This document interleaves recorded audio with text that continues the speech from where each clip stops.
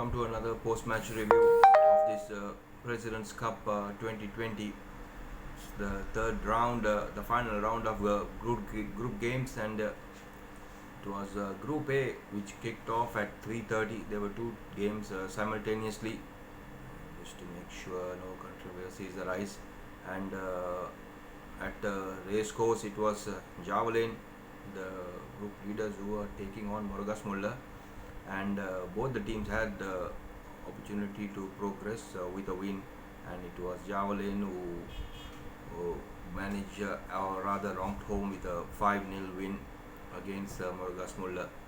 At half-time, the score was 1-0 in favour of Javelin, and in the second half, it was a complete control and domination by Javelin. Murugasmulla, in fact, had chances to get back into the game, and even sometimes looked as if they had converted the chances they got, the game could have been a different story. And since Javelin were leading at race course down at Sukudadasi, it was very important for Blue Star to make sure they win the game in order to have a chance of progressing as the second best runner-up team in the competition. However, it didn't work out that way. Sukudadasi, it was Upcountry Lions who completely dominated play and won 3-2, with Blue Star bowing out of the tournament. Upcountry Lions leapfrogging to second place in the group. However, they have no chance of progressing with only 4 points. So the game with Blue Star Upcountry, it was expected Blue Star to come out and dominate. However, it was the boys from Nawalapitia who took control of the game. The front players of Mohammad Nazir, Lakmal and Ibrahim were excellent in the midfield. Also Fernando at the back made sure that players like Shanal Sandesh and E.B. Channa didn't have much space. Blue Star, on the other hand, lost their midfield. There was lack of coordination between the midfield players of Mohammad Irshan, Najman and Figueroa were absent for most part of the game. So this proved costly for Blue Star as they went down 3-1, managed to get a goal at the end, but it was too little too late for Blue Star to make a comeback, and now it's Javelin who move on to the knockout stage, and neither of the team in that group A will make it to as the best losers. We're on to Group B. It was at race course.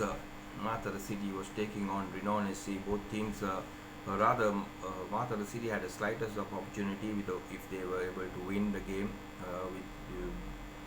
move them to 5 points, and Renown had no chance. However, it was Renown who came up trumps, beating Mathura City 2-1. Goals in either half by Mohammad Sajid and Rumi Raza, and Bilek Prince scoring a goal for Mathura City. So not an auspicious start for the former national coach, and Mathura City finishes bottom of the table. Renown, on the other hand, have a lot of work to do with the young players, and I'm sure they will come up strong later competitions. On to Sukudadasa, it was New Star who was taking on New Youngs, and what a game it was. Best of counter-attacking football I've seen for a while by any team, and they sat back, and whenever they had the ball, they got their man Mohammad Anas running behind the defense. And in the first half, a similar situation where Mushtaq was brilliant in the midfield and drew the defense towards him, and opened up for Anas, and a pass, that through pass, the Anas with the first touch toe poked in the corner, beating Razik Rishad. From then on, it was New Youngs who had lion's share of possession. Lakshita Dhananjaya, we had Tardu Danushka, and we had Kavin Swarit all up front. Couldn't create any chances for New Youngs. Daxon Puslers later on moved into the midfield role, and he too tried hard, but couldn't break that defense which was led by Savaka Ali. the foreign player for New Star, and former New Young's goalkeeper Dhanushka Rajapaksa was in goal for New Star, and he knew all about. Olawale had an earlier chance to put New Young's ahead, but his header straight to Dhanushka Rajapaksa. So in the second half, once again, as New Young's kept pushing and pushing, the defense advancing, it created plenty of space for Mohammad Anas in the back of New Young's defense, and with his pace and good through balls, he were able to convert chances that came in. He could have had a hat trick.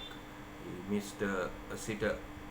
However, he manages to score two. And Mohammad Mushkaq, who had a good game, put the icing on the cake with the third goal.